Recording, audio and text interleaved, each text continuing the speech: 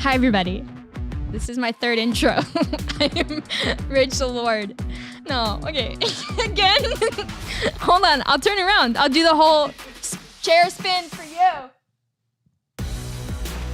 Hello, ladies and gentlemen. My name is Rachel Lord, and I am honored to be here as your host for this Sunday Night Live Evolve episode. Again, my name is Rachel, and I am co-founder of Evolve, and it is my pleasure to throw a freaking party tonight! Woo!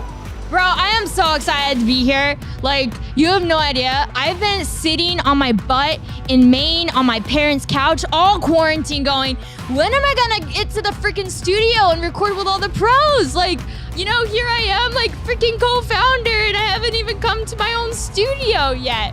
Well, it's good. It's whatever. COVID-19's awful, but whatever. It's good. I'm sure there are other people who feel the same way as me right now. So, but I'm just so happy to be here.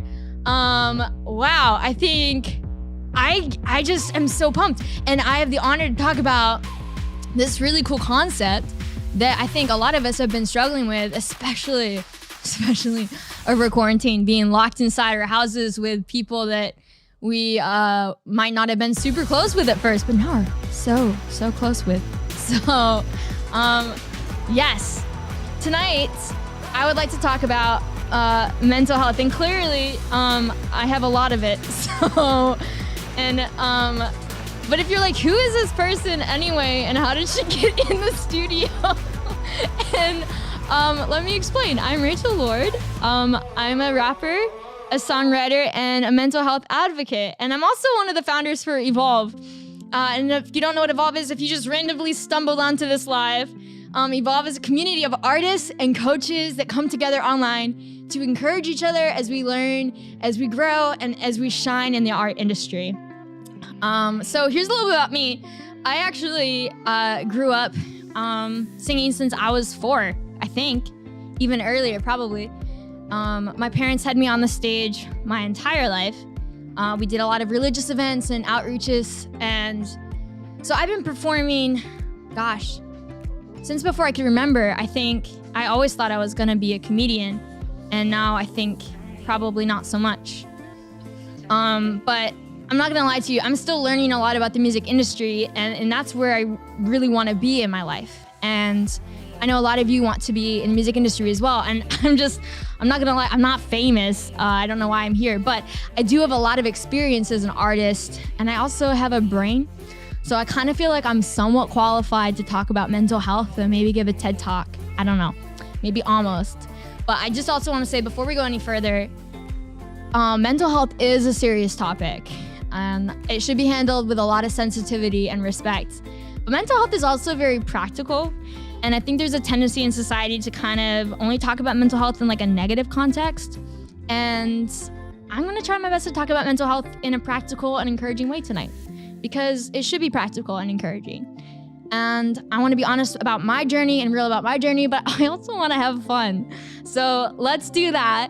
But before we go any further, I'm sure you hear this a lot. If you are suffering from your mental health, you need to know that you're not alone. And you should seek out professional help for your health. So don't just take my advice as law tonight. I'm not a professional. Go seek someone who is. But I do want to discuss my journey, because I think it's important to talk about it and be honest with one another and share tips and tricks from life that we've learned, and grow together and evolve together. So again, I'm not gonna be a Debbie Downer about tonight's topic, but I am serious about mental health, and I also wanna be real with you guys, but I also wanna have a lot of fun. So without further ado, let's get started. So go ahead and drop your favorite emoji in the comments below. If I had my phone on me, I'd be dropping the poop emoji like crazy. And let me know that you're still with me.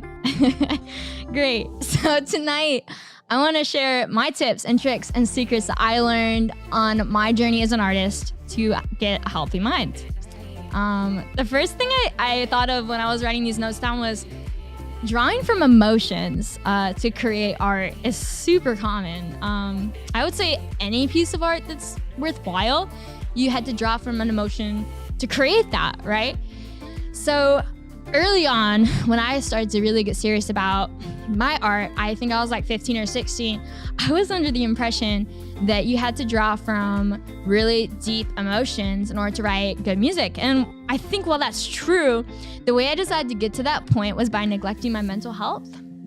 And that's not exactly correct. So let me just say right off that there is another way. But basically, I set myself up to fail by telling myself I need to be in a dark mental space in order to write good, deep music. So I'd go throughout my day and be like, oh my gosh, like, why am I so depressed right now? And what's happening? And what's wrong with me? And while there's a lot wrong with me, that's not supposed to be the way that you create. You know, it's supposed to be this incredible experience and not an experience that, you know, you get dragged down in the deep art that you're creating. You know, art should be empowering and inspiring, and it should help people, and help people feel like they're not alone, and it shouldn't be enchaining you. If it is, then you're not doing it right. And I definitely wasn't doing it right. And if that's where you're at, please understand that there are other ways to create than by like depriving your brain of what it needs to live a healthy and happy life. You can be happy and write sad music. It's possible, especially if you're as adverse as I am emotionally.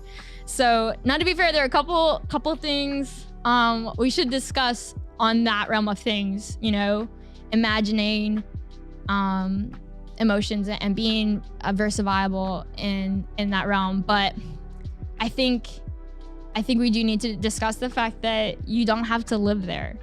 So while I thought I was making a good decision by neglecting my mental health, it spurred on a number of issues that took a lot of time to work through, and I don't want you to fall to that trap. There is another way to awaken your inner artist and draw from the well of deep emotions to create your best art. Are you listening? Because here's the key. The key is to listen to your mind.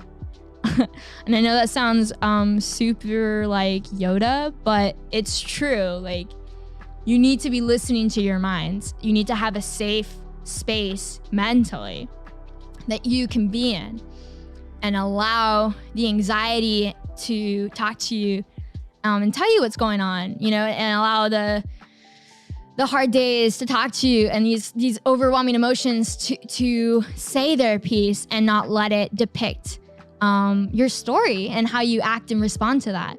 And so, I mean, if that's how you're feeling, then you probably agree with me that our minds are a busy place. It's loud, it's chaotic, it's messy. And for most of us, it's kind of scary. I mean, I get scared a lot. I scare myself a lot. And our mental environment is just as intricate and sensitive and delicate as our physical environment. And I probably lost some of you there. So let me just elaborate. Let's say I decided to throw like a massive party, which I've never thrown one before, but let's say I decided to throw like a super massive party and invite all of you all to come and hang out with me in my home. And so I order a bunch of pizzas and I hire a DJ because that's still cool. And then you all get here and everybody's like super excited because, you know, they're coming to my house for a party. And the place is simply like trashed. Like, you cannot make it like to the door. And then when you do, you open the door and it's like littered inside and it's dark and the music is so loud that the walls are vibrating and it smells like your grandma's bathroom's trash can. Yeah. Gross. That would be a huge party fail, right?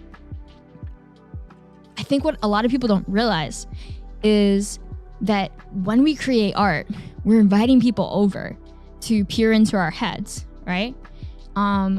And when it's messy and it's chaotic and it's scary, it can be really hard to create art that's honest and invite people into that mess. And who knows, you know, hopefully they see and they learn something from that and they feel less alone. We have a responsibility as artists, I believe, to be honest, to be vulnerable, to let people in and see our crap. Does it mean that we have to throw a freaking house party and let them see all of our crap at once? Absolutely not. One, you wouldn't make any money that way. And two, it's just not healthy. And three, no one wants to see that. But I think it's important to one piece at a time, let people in relationally, let people in as an artist in your craft. I write a lot about anxiety, and that's because that's something I struggle with every day. I mean, when I was in high school, flashback, I participated in a competition called Fine Arts, and during that process, I was performing a lot, and it was high pressure and high stress, and this voice in my head that I had kept in the back of my mind for so long really grew and took over in a way that made it really hard for me to perform. And I actually ended up puking after most of my performances because I was just so anxious. My body didn't know what to do with all those nerves. And I had let my mental health just crumble because I thought that that's what I needed to do in order to make good art. And I didn't know any better. And I didn't feel safe listening to my mind because it was such a scary place. So I'd peek in for a minute, pull out a concept and write a song about it, and try to fix that piece of my mind. And what I didn't understand is that that's just not healthy. And there are other ways to really be an artist and be healthy. So what I ended up doing actually to help with my anxiety was I started seeing a therapist, and that helped a ton. I think that everyone should talk to somebody, even if they're not a professional. Talk to someone that's maybe outside of your circumstances, that you trust, that you value, that is respected and safe, and that they can just listen to you. If you can't listen to yourself, find someone who can listen to you. So that's what I did. I hired someone to listen to me, and there's no shame in that. I'm a huge advocate for going to therapy. I think it's incredible. Personally, therapists are my heroes. They do a lot behind the scenes of great people's lives, and they did a lot for me in my personal life just by listening and providing a safe place for me to hash things out and listen to my mind enough that I could be in a healthy mindset and write awesome music and not be weighed down by these heavy concepts that I have to work through. So yeah, I went to therapy and I was open about it. I think another thing that's hard for artists is we're the first people to be vulnerable in our craft at times, but then the last people to actually be vulnerable in real life, you know? I'd rap about anxiety all day long and just hope that I could rap so fast that no one would actually listen to what I was saying, they couldn't understand what I was saying. But once, if it was me and someone else just having a conversation about anxiety, I'd kind of take a back seat and be like, oh, really? You struggle with that? That's interesting. I'll pray for you. I hope you get the help you need, when I was struggling hardcore with that, and I still do. And so I think that being open about it is half the battle, Don't shout it on the rooftops. You don't have to do that. You don't have to be a mental health advocate, but definitely, find people that you trust and be open about it, share your struggles. You are always gonna feel alone as an artist. I think that's just a part of the burden of being an artist, of having a craft that's your own, of being a megaphone for people's struggles. You're gonna feel alone, and that's okay. We all kind of have a hero complex in that sense, I think, but you don't have to be alone in your mental health battle. You don't. Find people that you trust, and be open about it. And the last thing that really helped me a lot was don't write something that doesn't scare you. Someone actually that I opened up with said that to me, and they were listening to my music and they said, Rachel, you are so honest and vulnerable when you're rapping, but when you just sing, when those lyrics are super surface level. And that really caught me off guard. And I did some self-evaluation and realized that the only reason I was honest when I was rapping was because I was hoping that I was talking so fast that no one could really understand what I was saying. And so now I took away from that, like, I'm not gonna write anything that doesn't scare me, that doesn't challenge me. Because if it doesn't challenge me, then how is it supposed to challenge the people that are listening to it? You know, if it doesn't scare me to sing, how is it supposed to reach someone who is scared and alone? And I know it doesn't apply to everybody because not everyone's a songwriter, but maybe you can take that and put that towards your craft. Like, don't just create anything. Create things with a burden and create it with the mindset of, if this isn't scary and challenging for me, then it won't challenge people who are scared and alone. And I think that that's our responsibility as artists, you know, is to reach those people and to help people feel alive for a second and to feel like they're listened to and heard, even though they never said anything. That's definitely my calling as an artist. So it's a huge part of what I consider to be my job. So pulling away from those three big things, I have a couple challenges. Some things that I did right off the bat after I realized that this was something I really need to change in my life, is I started getting my mind to a place where I could listen to it. So I don't know what that looks like for you, but for me, it really helped me to journal and then to turn off the music, to turn off the distractions, to turn off Netflix and shut my phone off and just sit alone with my mind for a minute. And I'd set a timer. And it was super nerve-wracking at first because I wasn't sure what I was gonna think and it was scary. But then I became comfortable with that and I became comfortable with the silence and it didn't scare me anymore. Because I think I just realized that maybe I just wasn't alone in that anymore. And when I opened myself up to people I trusted about that struggle, it helped me feel even more like understood. And that's such a gift, to feel understood by people that you trust. And then I didn't feel alone either because they were like, oh my gosh, yeah, I feel the same way. And we were able to share in our struggles and give advice on a level that I wouldn't have been able to get from a video like this maybe. So definitely open up. Choose one person this week, if you haven't already, that you trust and respect, and share what you're going through. Share what your mind is like when you're alone and it's quiet. And lastly, create something this week that scares the crap out of you. That just, if anyone saw it or if anyone heard it, you'd be scared for your life, because that's the kind of art that makes a difference. You know, it's the art that says things that no one wants to say. It's the art that says things that people are scared to even believe, you know? But as soon as we say it, I think it gives people the courage to say it as well.